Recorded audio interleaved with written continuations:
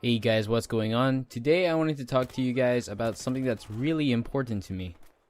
Battlefield Hardline is quickly dying with having over thousands less players than Battlefield 4 and Battlefield 3. I honestly love this game and think it deserves more, so I tried figuring out why the game is failing. First one's a biggie, and it's the time to kill. To me and most of the Hardline community, the time to kill is just way too quick and almost matches that of Call of Duty. With the netcode being poor, it makes it really hard to react to shots, and most of the times deaths feel instant. I think it should be more like Battlefield 3, as in that game the time to kill isn't too quick like it is in Hardline and not too slow like it is in Battlefield 4. Another reason may be the player balance on maps. The fact that you can have 64 players on maps like The Block and Bank Job is just stupid. It should have been limited. Then you might ask, what about when we switch from a 64 player map to a 32 player map?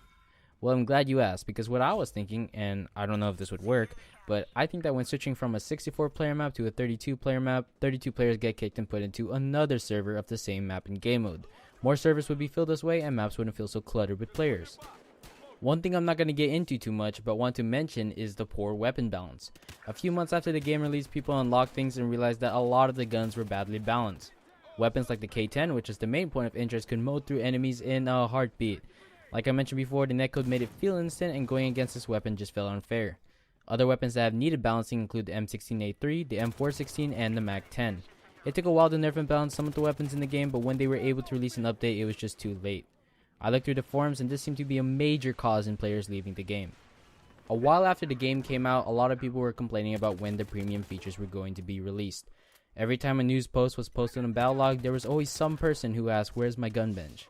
That and the competitive play support were pretty much the two features that everyone was eyeing. It would have been great to just get all four of the premium features, the other two being Mask and Legendary status, before the DLC is released, as it might have helped extend the game and influence more people to get premium. Having something like a gun bench sounds awesome at the sound of it. For those of you who don't know, the gun bench is where you get to customize your own weapons and track your kills. Sound familiar? Stat track weapons from Counter-Strike Global Offensive. This would have been cool and would have provided more content for people with being able to make your own custom skins. Also, something like the support for competitive would have been a nice addition from the start, as the competitive game modes in Hardline didn't really have much people playing them, and even now there's like a single server playing Rescue with 12v12. The fact that these features would be released later was a bad decision. When players got tired of waiting and found out that a single premium feature would be released with each DLC, they simply just left. Gunbench will be included in the last DLC if I'm correct, which really sucks. Next topic is CTE. I think that making it premium only was a wrong choice. First of all, it was never a premium feature in Battlefield 4 and was only made to be premium only. It should have been available to everyone so that the entire community, or what's left of it, could have helped better the game and test new things before they were added into the vanilla game. Overall, I think if it weren't premium only, it could have been a lifesaver for Hardline, as all it did was split the player base even more. Timing may have also been part of the problem, as the game was released around when Battlefield 4 started getting okay-ish. We all know that when Battlefield 4 first released, it was just awful. I mean, it was okay to play and everything, but there was just so many things that were just infuriating. Netcode, I'm looking at you, buddy. But also having to spend over $100 on Hardline when you could have saved it for Battlefront or even Grand Theft Auto 5, which released a month later. I just think it would have been great if they spent more time working on the game and held off releasing it for maybe half a year after Battlefront. Because as we all know, that's one of everyone's anticipated games. It just didn't make sense to release it when it did.